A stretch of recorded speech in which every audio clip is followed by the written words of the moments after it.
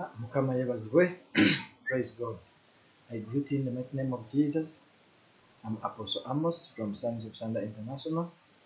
I bring my greetings from Sons of Thunder members. They love you. They really humbled before you. Thanks for choosing Sons of Thunder International to be part of you, to be one of the platforms that you always listen to when it comes to the gospel. We are humbled and we are privileged to have you. Praise be to the Lord Jesus Christ. I really appreciate for your time. I appreciate for the data you put in because it isn't simple. I mean, God bless you for seeing that we are together. We are doing this job together because I can't do it alone. Prophetess Grace, my wife, can't do it alone. Neither our sisters can do it. But with you, we can. That's why we really appreciate your being with us. We really appreciate for your time, and we just ask God to bless you and bless you abundantly. Yes. Allow me to tell you our programs as the way they go. Praise be the Lord Jesus, as the way our week goes. Every Saturday, I'm going to read according to the program, the way it's going on your screen. Every Saturday and Sunday, starting from 6:30 p.m., we are always with Bible study, which we termed as surveying the Word of God. You can put it in a vernacular that kulambula ekigambo kya Katonda. Our main verse is in Ephesians chapter 2, verse 20. And our theme is pray and focus unto God. Pray and focus unto God. Then we are having every 6 p.m., every 12 p.m. Every 12 p.m. we're having lunch hour, and like now time, this is our lunch hour time. Then we also have every Tuesday, 6:30 p.m. we have got a program for children. We teach children how to adore God. Then every Thursday we have got a program of Ask Your Pastor. Do you have any question that is hard? Do you have any verse that is troubling you? Just ask. Tune on, watch, and ask any question from anywhere. So long as it's in the line of Christ, so long as in the line of God, we will be able to answer you. Every midnight, we have got a prayer that unveils a new day. So don't dare miss our programs. They are very fine. We have got clips like small, simple or short videos that do encourage you. The encouragement words. We've got some other little servants of God. One has turned 3, another one is 8. They always also posting their videos to encourage you and me. I know with you we can't go wrong, and with the Holy Spirit we are in the line, we are in the straight line. Praise be the Lord Jesus. Yes. Ne leero twazze abaweereza twagala kwogeramu naawe oluvannyuma tusabe. Kiba kirungi buli bwe tukoola amaaso ga Katonda, kiba kirungi bwe tusinza Mukama waffe yeebazibwe. Nsaba omuweereza Mukama yeebazibwe.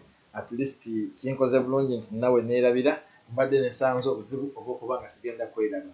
Naye waakiri kati mba mmanyira kuba eno ekyuma kyenkolerako kimala ne closing ne kiba black, ne kireeta screen ya black. Kasita kiraba nti oteeredde kyejjako kati mba sirina bwe neeraba, naye kati wano nga bwe neeraba. Mukama akumpeera omukisa. Mwenna abatweyunzeeko already, Mukama abanjagalire. Mwenna ababadde tebannakutweyungako, Mukama abanguyeko mutweyungeko. Ate nammwe abatugenda kuwuliriza nga tumaliriza, Mukama batuweera omukisa. Haleluya. Omwoyo wa Mukama n'amalaka, wabeerawo enjawulo ng'asse Yesu. Omwoyo wa Mukama n'amalaka, wabeerawo enjawulo ng'asse Yesu. Omwoyo wa Mukama n'amalaka, wabeerawo okuwona mu kutya muffe. Omwoyo wa Mukama n'amalaka, wabeerawo enjawulo nga omwoyo wa Yesu n'amalaka, wabeerawo enjawulo. Yimba nange. Omwoyo wa Mukama n'amalaka, wabeerawo enjawulo. Yesu yimba. Omwoyo w'okuwonya n'amalaka, wabeerawo okuwona. Haleluya. Omwoyo wa Mukama n'amalaka, wabeerawo enjawulo ng'asse Yesu. Omwoyo wa Taata n'amalaka, wabeerawo enjawulo munda muffe omwoyo wa Mukama n'amalaka wabeerawo enjawulo nga nse Yesu wabeerawo enjawulo n'amalaka wabeerawo enjawulo nga nse Yesu wabeerawo enjawulo n'amalaka wabeerawo enjawulo nga nse Yesu wabeerawo enjawulo n'amalaka wabeerawo enjawulo nga nse Yesu omwoyo wa Mukama n'amalaka wabeerawo enjawulo sikulimba omwoyo wa Mukama n'amalaka wabeerawo enjawulo nga nse Yesu. Haleluya. Mukama waffe yeebazibwe. Yes, omwoyo wa Mukama bw'amalaka wabeerawo enjawulo nga nse muffe. Omwoyo wa Mukama bw'amalaka bw'ati wabeerawo enjawulo wakati muffe. Kitaffe omulungi tukwebaza olw'okutuukiriza kuba mu maaso go. Sonyiwa abatali abatuukirivu bonna tunaabe bamusaayi gwo tufuuke baana b'abalungi. Nkimanyi munnange awuliriza nange olina entanda gy'otuleetedde ayi taata. Tusaba Mwoyo w'Omutukuvu atulungamye tusobole ogitegeera. Leka ekisa kyo ayi Mukama kituviireyo tusobole okumanya amazima naye gatufuulire eddembe. Ne kaakati tuzze mu maaso go Mukama. Twagala Mukama tuwulirize ky'oleese era leka kitukole obulungi tusobole okusaanira mu maaso go. Twogedde ebitono ebingi biri gy'oli. Kolanga okukola okwagala kwo bwe kuli Mukama.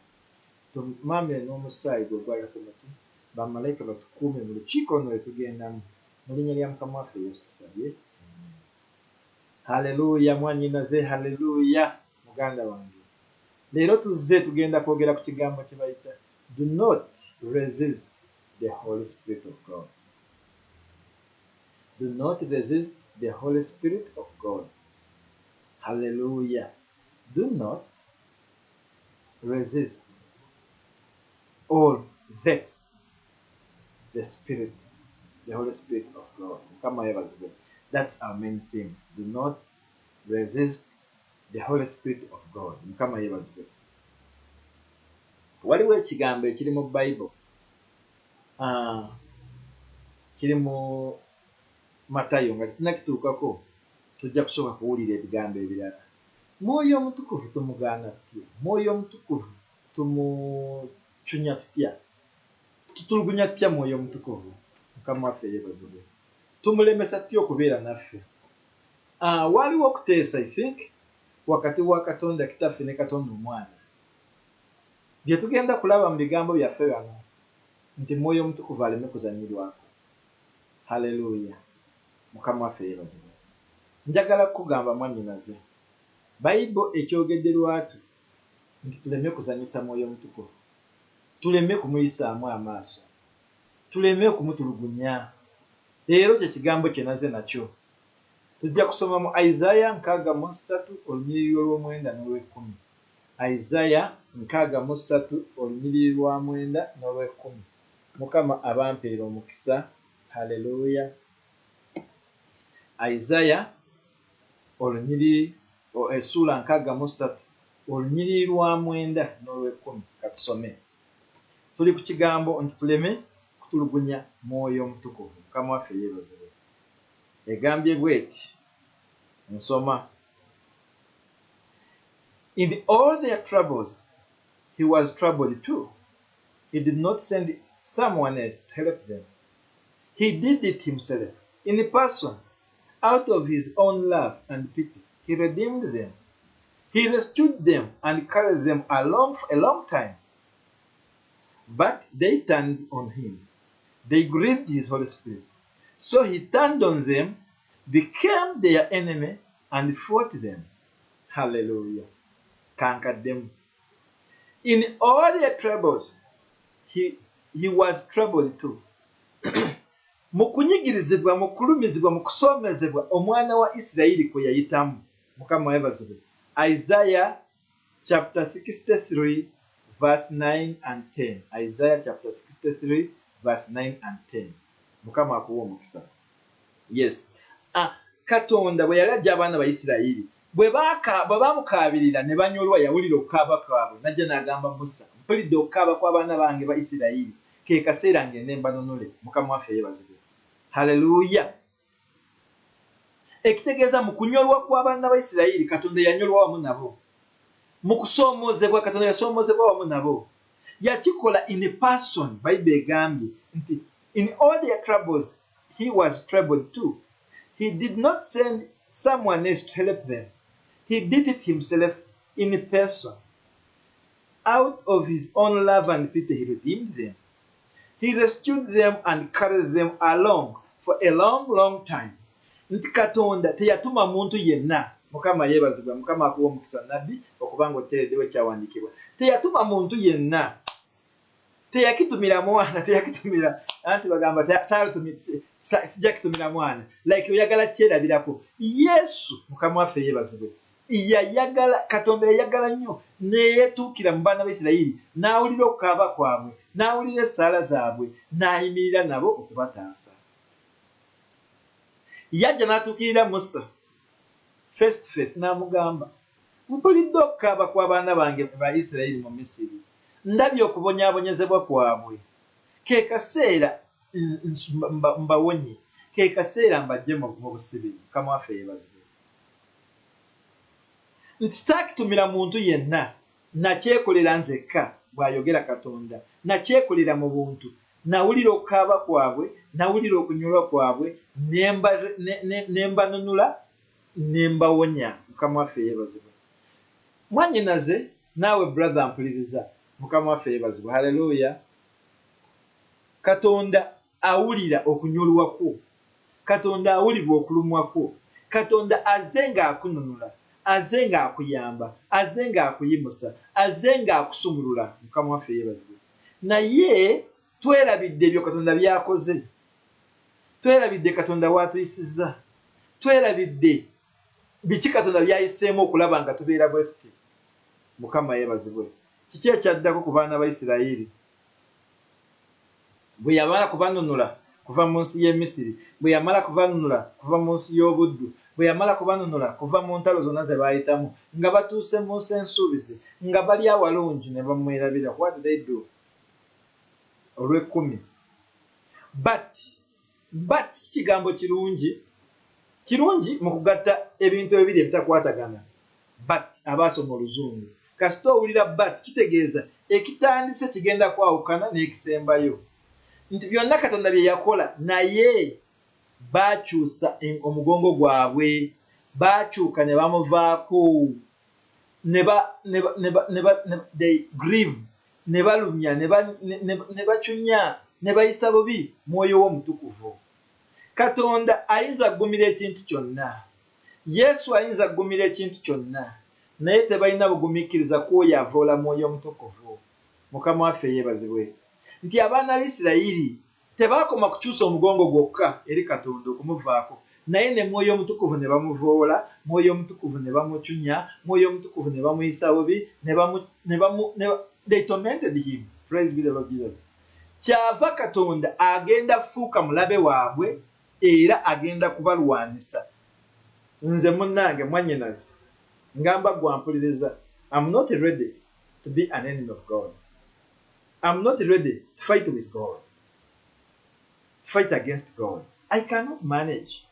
Sikisobola. Neera naawe manyi tokisobola. Katonda agambye lwakuba twacunya mwoyo w'omutukuvu, lwakuba twavoola mwoyo w'omutukuvu, lwakuba tuyisiza bubi mwoyo w'omutukuvu, afuuse mulabe waffe era agenda kulwana naffe.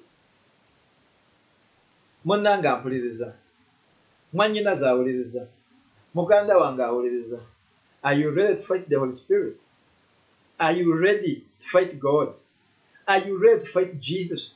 Do you remember when he came to Jerusalem in the temple? N'asanga abatunda obuyiibwe, abavonyesa ssente, abakoleramu ebitali birungi. Bwe yataninga ebiseero n'akuba emeeza n'ata obunyonyi ne bugenda, n'atabukira ddala n'abagamba, ani yabagamba nti yeekaalu ya kitange neebeera nga mpuku y'abanyazi. Oyagala obusungu bwa Katonda bukubuubuukireko? Oyagala Katonda akunyiigire mwannyinaze? Oyagala Katonda akunyiigire brother wange?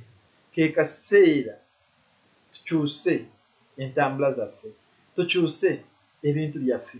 Yesterday or the other day, mukyala wange yaŋŋambye Bible erina scriptures ennyingi, ne mugamba nnyingi ze tunaba kulaba.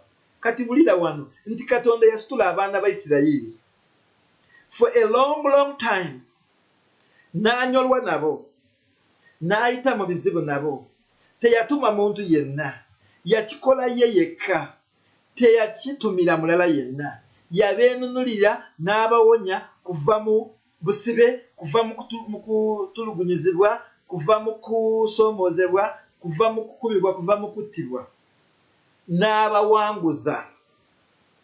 Naye bwe baatuuka bwe batuuse ne bakyuka ne bamuvaako ne bavoola Mwoyo w'Omutukuvu. Brother wange, mwannyinaze, Katonda alina byakuyambyeko, Katonda alina byakukoledde. Mukama waffe yeebazibwe. Naye ggwe kiki ky'omuwadde ne return? Omukubye omugongo? Ovadde Mwoyo w'Omutukuvu? Ke kaseera tutunuulire entambula yaffe. Let us examine ourselves. Let us turn to God. Let us ask forgiveness to where we have gone wrong. We have blasphemed His Holy Spirit. We have grieved His Holy Spirit.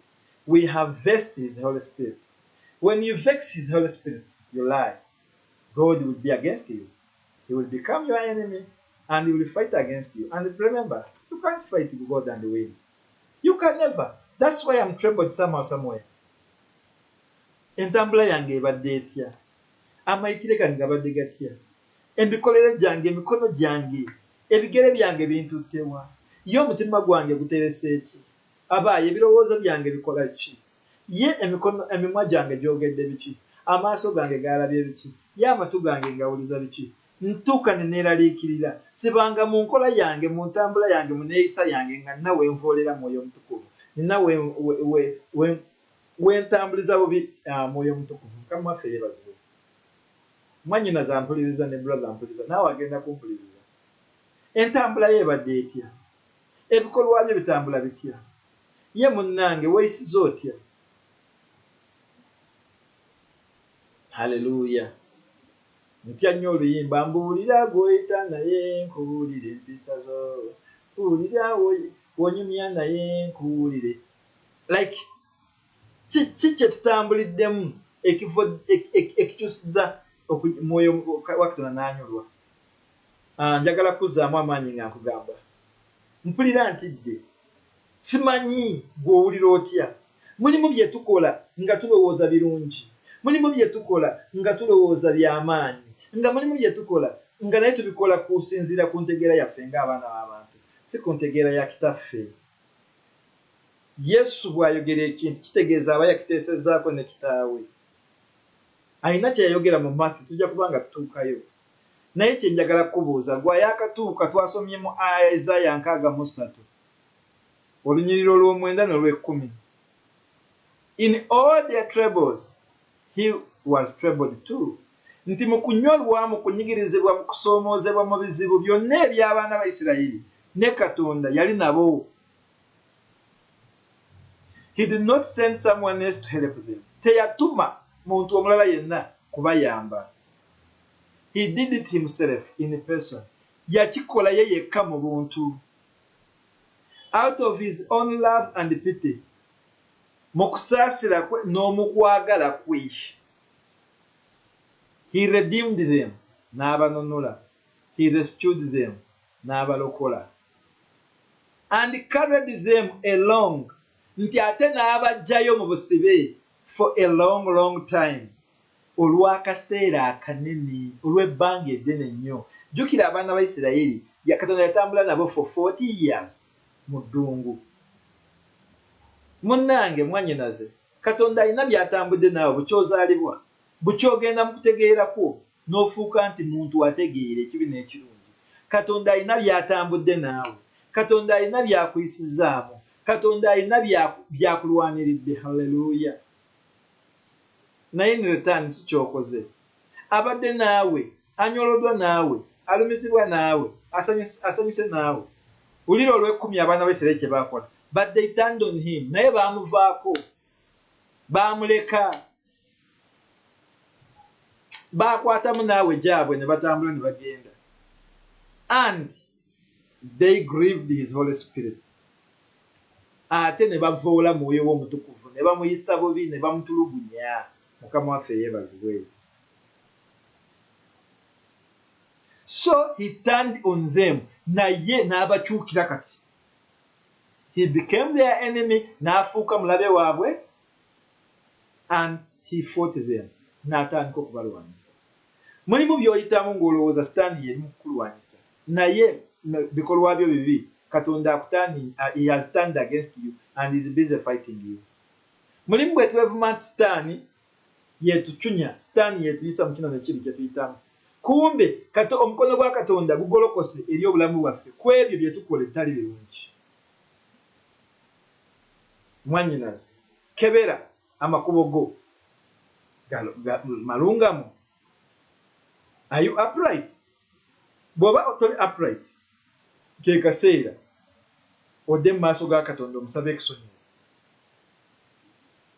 Ani amanyi osanga ovoola mwoyo omutukuvu?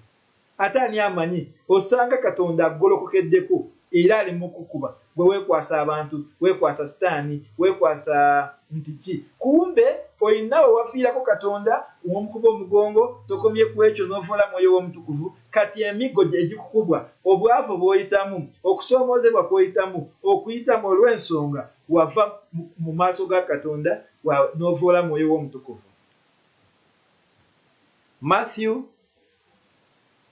12. Matthew 12. Hallelujah. Matthew 12, 31 and 32. Matthew 12, 31 and 32. Mukama waffe yeebazibwe. Kati awandiise wandiika Matayo 12:31-32. There is nothing done or said that can't be forgiven. Tewali ekigenda kukolebwa oba ekyogeddwa ekitaasonyiibwe. But nabagambye but egatta ebintu ebitakwatagana neekulaga saidi y'eno neeri. But if you deliberately persist in your slanders against God's Spirit, you are representing the very one who forgives. Nti kasita ovoola mwoyo omutukuvu owa Katonda, ate gwe ogenda kuba okutte Katonda yennyini asonyiwa, togenda sonyiibwa. If you reject the Son of Man out of some misunderstanding, the Holy Spirit can forgive you. But when you reject the Holy Spirit, you are sawing off the branch of which you are still sitting, severing by your own perversity all connection with the one who forgives. Gwe kasita Mukama yeebazibwe. Ngenda kusoma mu Bible endala nayo tugiwulire. Gwe kasita okola ekintu ekibi ennyo n'ovoola mwoyo omutukuvu, kiba kikulidde. Ng'enjogera ya leero 12 Matayo ngenze ku lwasatu mu lumu. Because of this I tell you, people will be forgiven every sin and blasphemy, but the blaspheming against the Holy Spirit will not be forgiven. Whoever speaks a word against the Son of Man, it will be forgiven him. But whoever speaks against the Holy Spirit, it will not be forgiven him, either in this age or in the age to come. Bw'ovoola mwoyo mutukuvu ng'okigenderedde. Okuvoola mwoyo mutukuvu kyekiriwo, okuvuma mwoyo mutukuvu kyekiriwo, okuyisaamu mwoyo mutukuvu amaaso kyekiriwa. Kwe kukola ensobi gy'omanyi nti kino bwe naakikola kityoboola ekitiibwa kya Katonda. Mulimu bintu bye tukola nga tumanyi, geza Katonda yakulokola n'ova mu bwenzi. Bw'odda mu bwenzi oba ovodde mwoyo mutukuvu. Bw'odda mu kuvuma oba ovodde mwoyo mutukuvu. Bw'odda mu ŋŋambo oba ovodde mwoyo mutukuvu. Bw'odda mu bulimba oba ovodde mwoyo mutukuvu. Gwe oli mwami n'okitinga ku mukyala wo oba ovodde mwoyo mutukuvu. Oli mukyala n'okitinga ku mwami wo oba ovodde mwoyo mutukuvu. Bino bye tulaba ebitali birungi ebipone ku media. Waliwo ekintu kasita okiraba nti kirungi, dduka mangu genda ku kirala, tokigirwako. Sijja kugamba nti oyinza kulemerwa olw'ensonga mulimu obulanga obukubibwa mu ebyo bye tunoonya. Waliwo ekintu ky'onoonya ddala kigasa Katonda oba kigasa bizinesi yo, naye mu makati g'okukinoonya ne wajja ne wabaamu akantu keerimbikamu ng'aka adi oba ketwandiise akadivert.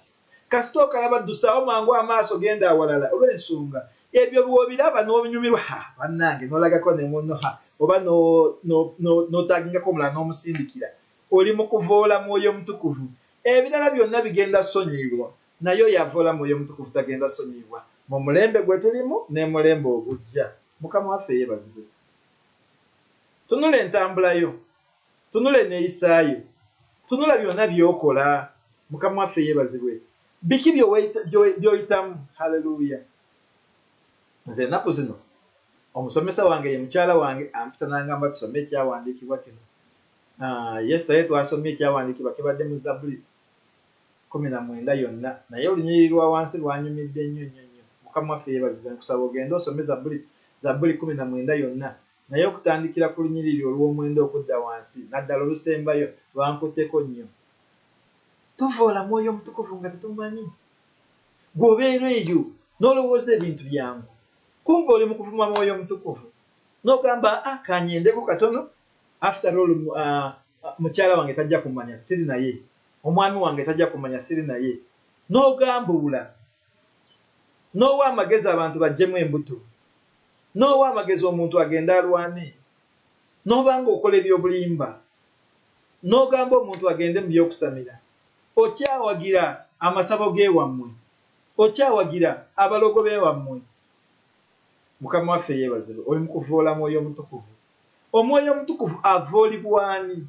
Oba Omwoyo Mutukuvu, who torments the Holy Spirit, is the only one ayayingira obulokozi nga wayatula obulokozi n'oyingira n'okimanya bikutuyabaka ng'omanyi nti Katonda yamala kulokola n'akwawula ku bibi, kati gwe wooyejeera, you are freed from all sins and death.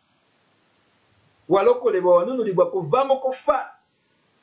Mukama waffe yeebazibwe. Kuva mu kufa. Haleluya. Kuva mu kufa ne mu kibi. Ate kati n'oddamu n'otandika kukola ebibi. Bayibuli egamba, naluno kati olusome Galatians chapter 2. Abagalatiya essula 2. Haleluya. Twakusaba Omwoyo likwera, kyumuyize otwebembere, nitumanya ng'otuli abaana bawe, ayi Mukama otwebembere, ruhangisitwe ruhango ruhango Mwoyo. Katusome Bagalatiya essula 2 olunyiriri. Kijja kutandikira ku 18. If I rebuild the system I tore down, I saw myself to be a lawbreaker. Nti bwe nziramu n'enzimba bye namenye edda, neerabisa nzekka ng'omumenyi w'amateeka. For through the law I have died to the law. Nti okuyita mu mateeka nafa ku mateeka, so that I might live for God. Nsobole okuwangaala olwa Katonda. I have been crucified with Christ. Na komererwa wamu ne Kristo. I no longer live. Era nze sikyali mulamu, but Christ lives in me. Naye obulamu bwendimu bwa Kristo. The life I live now in my body. Nti obulamu bwendimu kati mu mubiri gwange, I live by faith in the Son of God. Nti mpangaala oba ndi mu bulamu kuyitira mu okukkiriza okw'omwana wa Katonda, who loved me and gave himself for me. Oyo ayanjagala nnyo era n'anfiirira. Tubadde tuli mu Galatians chapter 2 starting from 18. Buli bwe tuzimba bye twamenya, kiki kyenkulaga mu kino? Mukama waffe yeebazibwe nga ngenda saba. Omwoyo Mutukuvu tumuvoola, Omwoyo Mutukuvu tumuvuma, Omwoyo Mutukuvu tubadde tuli, we are in Galatians. It's your network. My network is fine. It's your network. It's Galatians chapter 2 starting from verse 18 onwards. Galatians chapter 2, starting from 18 onwards. Nti buli bwe tuzimba ebikadde, buli bwe tudda mu bikolwa byaffe ebikadde, geza wali onywa omwenge kati ozze mu kunywa omwenge, wali obba kati ozze mu kubba, wali osera kati ozze mu kusera, wali oyendeguza kati ozze mu kwendeguza, wali olwana kati ozze mu kulwana. Jjukira walokoka, bwe walokoka Katonda n'akusonyiwa ebiri byonna ebibi, kati n'akuzza obujja. Kati bw'oddamu n'okola ebitali bituufu, bw'oddamu n'okola ebisoomooza ekitiibwa kya Katonda, kiba kitegeeza you are blaspheming the Holy Spirit. You are forsaking the Holy Spirit. You are denying the Holy Spirit. You are vexing the Holy Spirit. You are resisting the Holy Spirit. My sister and my brother outside there, don't resist the Holy Spirit. Don't vex the Holy Spirit. Don't fight the Holy Spirit. Because God is going to be your enemy and he will fight against you, and I promise you, you won't win and you won't feel fine. Because you can't fight God and win. Nkulekere ekigambo. I can do everything through him who stresses me. Katonda agenda kukola obulungi, Katonda agenda kukusumulula. Tuleme kulwana ne Mwoyo Mutukuvu, tuleme kuvoola Mwoyo Mutukuvu. Katonda ne Yesu, Yesu mu Matayo 12 yali ayogera nga amaze kwogera n'Abafalisaayo. Abafalisaayo nga bali mu kuvuma Mwoyo Mutukuvu, nga bali kuvoola ekyo ekikozesa Yesu ebyamagero. N'abagamba ebintu byonna bisobola osonyibwa, naye yavoola bavuma Mwoyo Mutukuvu talisonyibwa. Buli kigambo kyonna ekyatulwa nga kiri against the Holy Spirit, oba ekikola kyonna ekikolwa kiri against the Holy Spirit, you lie. God will not forgive you. Either will he forgive me if at all I go amok from the hand of God. Praise the Lord Jesus. Hallelujah. Katonda kitaffe ne Katonda omwana baateesa, I think, ne bagamba byonna tusobola obisonyiwa, naye oyo azanyira ku Mwoyo Mutukuvu tetujja musonyiwa. Jjukira Katonda Mwoyo Mutukuvu naye ali omu ku bakatonda abasatu. Mukama akumpeera omukisa ng'akutereeza. Katusabe. Kitaffe omulungi, kitaffe omwesigwa, kitaffe omulungi omwesigwa, tusinza erinnya lyo, tukugulumiza, tutendereza, tugamba oli w'amaanyi. Kkiriza Mukama ekyawandiikibwa kino kiyambe obulamu bwaffe. Tusaba okwetonda wonna we tutali obulungi. Tusaba otusonyiwe wonna we tuvooledde Mwoyo Mutukuvu. Tunaaze n'omusaayi gwe ogwayika ku muti. Totuleka Mukama okutwalibwa okukemebwa, wabula tulokole mu bubi. Mukama tuve mu bubi. Tuzze nga tuvumya erinnya lyo Mukama. Tuzze nga tuvoola erinnya lyo Mukama. Tuzze nga tukuyisaamu amaaso Mukama. Tuzze nga tukola ebitali birungi Mukama. Tusaba otusonyiwa, tunaaze n'omusaayi gwe ogwayika ku muti.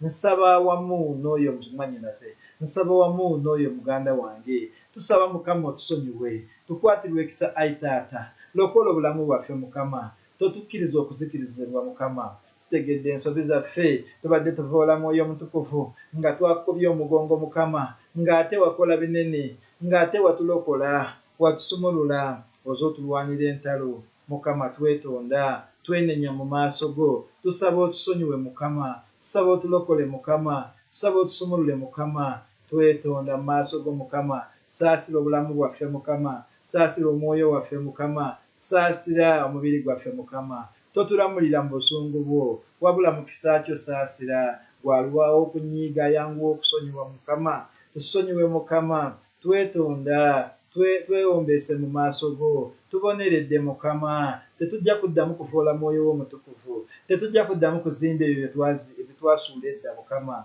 wabula tujja kutandika okuwangaalira ddala mu bulamu bwo Mukama. Tetujja kuddamu kuyisa Mwoyo wo Mutukuvu amaaso. Weebale Mukama olw'okutusaasira. Nsaba osaasira omukyalo oyo Mukama, nsaba osaasira omwami oyo Mukama, saasira omuwala oyo, saasira omuvubuka oyo, omwana oyo musaasire, omukadde musaasire, n'omuzeeyi musaasire Mukama. Tulokola okuva mu kuzikirira Taata, tulokola okuva mu kuzikirira Yesu. Tusaasire empita yaffe embi, tusaasire ebigere byaffe bye tututte awabi, tusaasire bwe tutudde n'ababi Mukama, tusaasire bwe tulowoozezza obubi Mukama, tusaasire omutima gwaffe bwe guterese ebikyamu, tusaasire obwongo bwaffe bwe bubadde obubi, tusaasire Mukama bwe tulowoozezza obubi, amaaso gaffe ne galaba ebibi, akamwa kaffe ne kwogera ebibi, amatu gaffe ne tugawuliza ebibi, emikono gaffe ne tukwata omusaayi gutalina musango. Lokola obulamu bwaffe Ayi Taata, tulokole leero Mukama, totuganye okuzikirira. Nsaba osumulula omukyalo oyo, nsaba osumulula omwami oyo, bw'otyo n'oyo omuvubuka n'oyo omuwala, bw'oyo omwana n'oyo mukadde n'oyo muzeeyi tukolemu omulimu omulungi ayi taata tulokole tuleme kuzikirira tuwe ebyetaago byaffe mukama tuwe omugaati gwaffe ogwa leero taata tunaakusinzanga tunaakugulumiza bwentyo bwe nsabidde omukyala omwami omukadde omuzeeyi omuvubuka omuwala n'omwana mu linnya ly'omwana we Yesu nga tusaba okusumululwa okuva gy'oli tusaba okuwonyezebwa okuva gy'oli tusaba okusonyiyibwa okuva gy'oli mu linnya lya Mukama waffe Yesu amen.